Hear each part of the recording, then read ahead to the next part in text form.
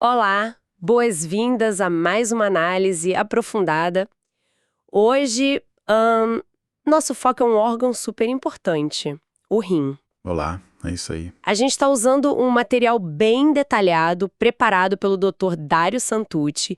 É um material pensado assim, especialmente para o pessoal da graduação em saúde, sabe?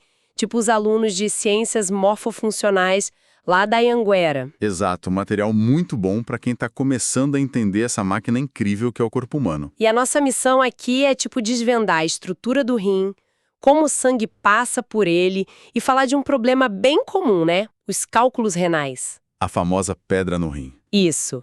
Vamos tentar extrair os pontos-chave desse material. Preparados? Bom, vamos lá. Pelo que eu vi no material, já começa com uma divisão bem clara do rim, né? Córtex, medula. Ele é todo envolto por uma cápsula fibrosa. Se a gente corta ele no meio, a gente vê logo duas áreas principais. Certo. A mais de fora, que parece mais granuladinha, é o córtex renal. E a parte de dentro, onde tem umas estruturas tipo uns cones, é a medula renal. E parece que é no córtex onde acontece a maior parte da filtração, né? Porque é lá que ficam a maioria dos néfrons, que são as unidades que fazem o trabalho mesmo. Isso. Mas o material do Dr. Santucci fala também de uma região justamedular. O que é isso exatamente? Fica onde? Ótima pergunta. É que os néfrons não são todos iguais, assim, na localização e na estrutura. Tem os néfrons corticais, que ficam mais na superfície do córtex, e os túbulos deles entram só um tiquinho na medula. Aham. E tem os néfrons justamedulares. Esses ficam mais no fundo do córtex, bem ali na divisa com a medula, sabe? A grande diferença é que as alças desses néfrons justamedulares, elas mergulham bem fundo na medula. Tá, mas por que essa diferença de profundidade da alça é tão importante? Parece um detalhe, né? Parece, mas não é. Funcionalmente faz toda a diferença. Essa profundidade toda é a chave para a capacidade do rim de concentrar a urina. Ah, Essas alças longas dos néfrons justamedulares, junto com uns vasos sanguíneos especiais que a gente vai falar daqui a pouco, elas criam um gradiente de concentração lá na medula. É como se deixassem um ambiente bem salgado lá no fundo. entendi. E isso permite que o rim ajuste assim, fininho, quanto a água ele vai reabsorver. Aí ele produz urina mais concentrada se a gente está desidratado, ou mais diluída se a gente bebeu muita água. Sem essa diferença, nossa vida seria bem mais complicada para regular os líquidos do corpo. Nossa, faz todo sentido agora. Falando na medula, você mencionou essas estruturas em cone, as pirâmides renais, né? Isso, as pirâmides renais. Geralmente tem umas 8 a 15 em cada rim. Elas têm essa aparência meio riscadinha porque são formadas basicamente por túbulos renais, né? Partes das alças e os túbulos coletores, todos alinhados. E a base delas fica para o córtex e aponta para dentro. Exato. A base larga fica voltada para o córtex e a ponta, o ápice que a gente chama de papila renal, aponta para o centro do rim. E a papila é tipo a torneirinha final por onde a urina sai do tecido do rim? Onde a urina, já prontinha depois de passar por todo o néfron e pelos túbulos coletores, finalmente começa a pingar para fora do tecido que faz a filtração.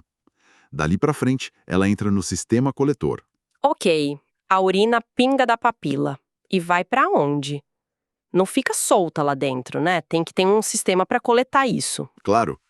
E é um sistema bem legal, parece um funil com vários ramos.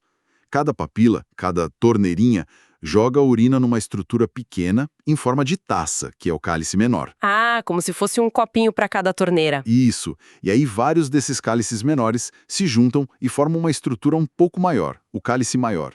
Geralmente são os 2 ou 3 cálices maiores por rim. E esses maiores se juntam também. Sim.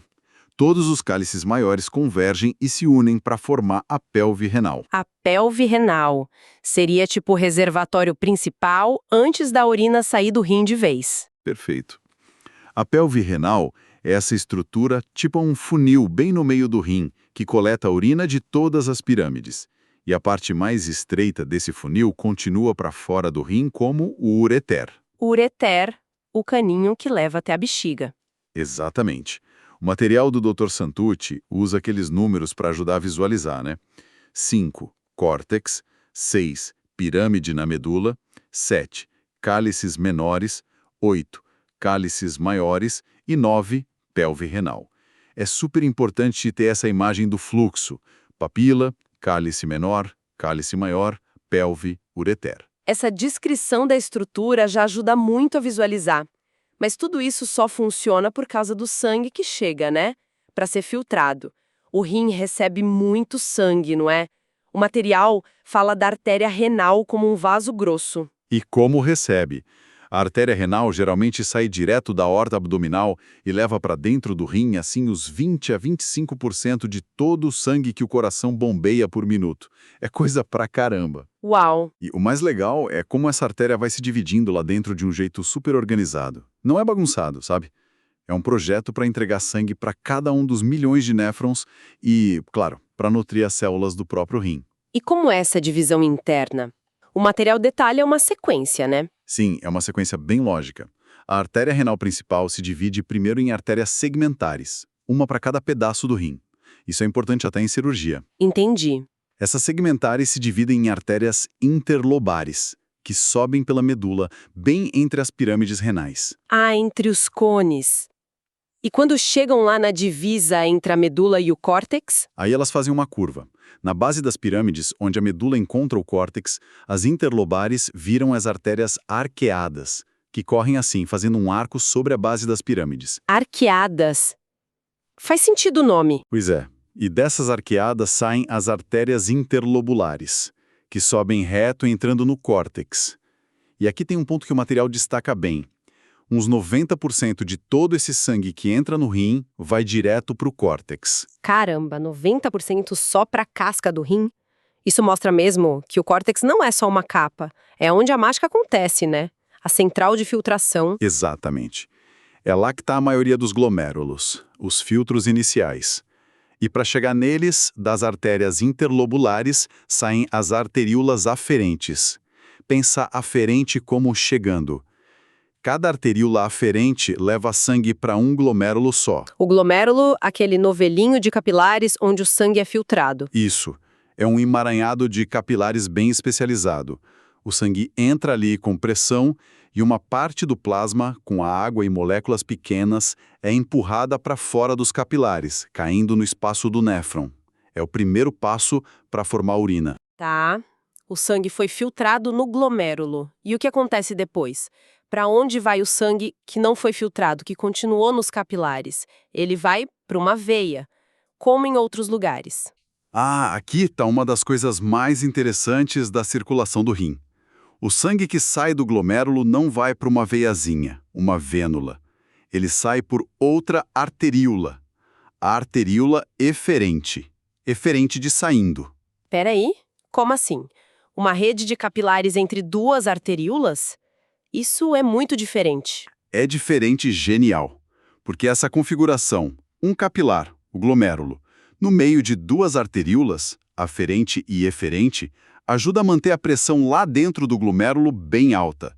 E essa pressão alta é essencial para a filtração funcionar direito. Nossa, faz sentido para manter a pressão, mas é bem contraintuitivo. E o que acontece com essa arteríola eferente depois que sai do glomérulo? O caminho dela depende um pouco. Nos néfrons corticais, aqueles mais de cima, a arteríola eferente se ramifica rapidinho numa segunda rede de capilares. São os capilares peritubulares, que ficam todos enrolados em volta dos túbulos daquele néfron. Ah! É nessa segunda rede que acontecem as trocas importantes. O sangue pega de volta as coisas úteis que foram filtradas, tipo glicose, aminoácidos, isso é a reabsorção, e também joga fora mais alguns restos nos túbulos, a secreção. E nos néfrons justamedulares? Aqueles das alças longas que vão lá a fundo na medula. A arteríola eferente faz a mesma coisa? Nesses, a arteríola eferente também forma os capilares peritubulares ali perto do glomérulo, mas a maior parte dela vira uns vasos sanguíneos longos e retos que descem para a medula acompanhando as alças compridas dos néfrons.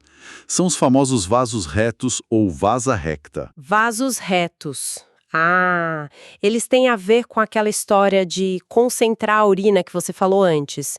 Como eles ajudam nisso? Exatamente. Os vasos retos são peças-chave no mecanismo de contracorrente da medula. Imagina assim, dois canos muito próximos, com o líquido correndo em direções opostas. É mais ou menos isso que rola entre os ramos que descem e sobem dos vasos retos, e também das alças dos néfrons. Essa configuração permite uma troca muito eficiente de água e solutos entre o sangue nos vasos retos e o fluido nos túbulos e no espaço em volta.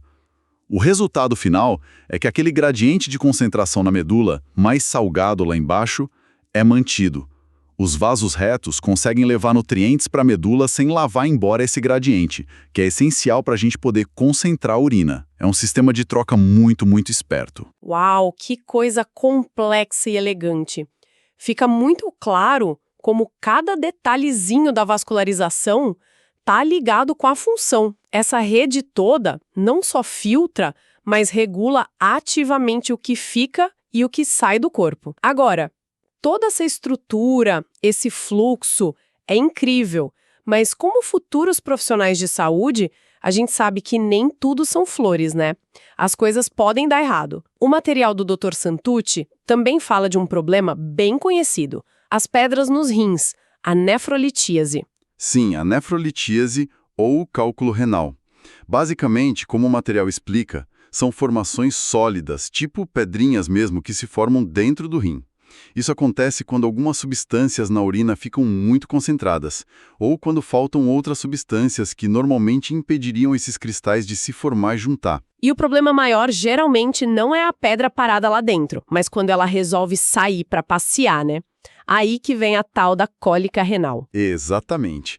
Enquanto o cálculo está lá quietinho no tecido do rim, ou num cálice grande, ele pode nem dar sintoma nenhum. O drama começa quando ele se mexe e entra numa parte mais estreita do sistema coletor, tipo a pelve renal ou pior, o ureter. Se ele fica preso ali, ele tampa a passagem da urina. Essa obstrução faz a urina acumular para trás, aumentando rápido a pressão, dilatando o ureter e o rim. É essa distensão rápida das estruturas que causa aquela dor horrível, a cólica renal. Aquela dor que falam que é pior que dor de parto? É, uma dor muito intensa, assim. Tipicamente na região lombar, do lado, nas costas, e que pode descer para frente e para baixo, na direção da virilha. O material do Dr. Santucci menciona uns dados dos Estados Unidos que dão uma ideia do tamanho do problema. Tipo, 12% da população vai ter um cálculo alguma hora, e é mais comum em homens, né? 2 a 3 vezes mais, e menos comum em afro-americanos e asiáticos. São números bem altos, né? Mostra que é uma coisa prevalente mesmo. E é importante saber também que pedra não é tudo igual. A composição química do cálculo varia. Isso muda a causa e até o tratamento. E quais são os tipos mais comuns que o material cita? Os campeões absolutos são os cálculos de cálcio, principalmente oxalato de cálcio, às vezes fosfato de cálcio. Isso dá uns 75% de todos os casos, mais ou menos. Nossa, a maioria é esmagadora. Sim. Depois vem os cálculos de estruvita, que são de fosfato de amônio magnesiano. Esses são os 15%. E eles estão muito ligados a infecções urinárias que não curam direito, por bactérias que produzem uma enzima, a urease. Interessante essa ligação com a infecção. E por último, tem os cálculos de ácido úrico, que tem a ver com o metabolismo das purinas, tipo na gota, sabe? E os mais raros, de cistina, que é um aminoácido em pessoas com uma doença genética chamada cistinúria. Esses dois juntos somam uns 10%. Entendi. Vários tipos de pedra, então. Agora, juntando tudo, quando uma dessas pedras resolve descer pelo reter, a anatomia que a gente discutiu lá no começo vira super importante. O material do Dr. Santucci aponta que tem os lugares específicos onde o ureter é mais apertado naturalmente, e aí a chance da pedra ficar entalada é maior. Isso é muito interessante. Sim, e conhecer esses pontos é o famoso pulo do gato na prática. Ajuda a gente a entender por que a dor começa de repente e onde tem que procurar obstrução nos exames, tipo tomografia. O ureter não é um cano reto, com o mesmo diâmetro o tempo todo. Ele tem 3 pontos principais onde ele é mais estreito, naturalmente, fisiologicamente. Quais são esses pontos? O primeiro é logo na saída do rim, a junção ureteropélvica, a JUP. É bem ali onde a pelve renal, aquele funil grande, se afunila para virar o tubo do ureter. É uma transição clara de um lugar largo para um estreito. Faz sentido ser um gargalo ali. E o próximo ponto crítico? O segundo fica mais ou menos no meio do caminho do ureter, já dentro da bacia, da pelve óssea. É onde o ureter cruza por cima dos vasos sanguíneos grandes que vão para as pernas, os vasos ilíacos comuns. Esse cruzamento pode dar uma apertadinha de leve no ureter por fora, estreitando um pouco ele por dentro naquela região. Entendi, por causa dos vasos passando ali perto. E o último aperto antes de chegar na bexiga? É a junção ureterovesical, a JUVE. É a porta de entrada do ureter na bexiga. O ureter não entra reto na bexiga, sabe? Ele atravessa a parede muscular da bexiga meio de lado, num caminho dentro da própria parede. Ah, ele faz um túnelzinho na parede da bexiga. Exatamente. Esse túnel dentro do músculo é naturalmente mais estreito. Ele funciona como uma válvula para impedir que a urina volte da bexiga para o rim, o refluxo, mas também é um lugar muito comum para uma pedra ficar presa, quase chegando no fim da viagem. Entender esses 3 pontos JUP, cruzamento dos ilíacos, e JUV, realmente dá uma ideia da corrida de obstáculos que um cálculo passa para sair. Então, se alguém chega no pronto-socorro com aquela dor lancinante, pensar nesses 3 pontos de estrangulamento já direciona o olhar na tomografia, imagino? Exatamente. Orienta a busca no exame de imagem e ajuda a gente a ter uma ideia se a pedra tem chance de sair sozinha ou se vai precisar de alguma intervenção para tirar. Bom, recapitulando nossa conversa de hoje, baseada nesse material excelente do Dr. Santucci, a gente explorou a arquitetura do rim, córtex, medula, pirâmides, papilas, o sistema coletor com cálices e pelve. Navegamos pela rede complexa de vasos, entendendo a importância da arteríola eferente, dos capilares peritubulares, dos vasos retos para filtração e para concentração da urina. E aplicamos tudo isso para entender a nefrolitíase, né, os tipos de cálculos e o que é super importante, porque eles costumam obstruir em pontos anatômicos bem específicos do ureter. E quando a gente junta tudo, percebe que a anatomia não é só decorar nome de estrutura. Cada curva, cada tipo de vaso, cada estreitamento tem uma razão de ser para a função. E, infelizmente, às vezes vira um ponto fraco para doenças como os cálculos. Para quem está estudando saúde, como o pessoal da Anhanguera, dominar essa relação estrutura-função-patologia é, assim, a base de tudo para o raciocínio clínico. Com certeza. E para a gente fechar a nossa análise de hoje, fica uma provocação para quem está nos ouvindo.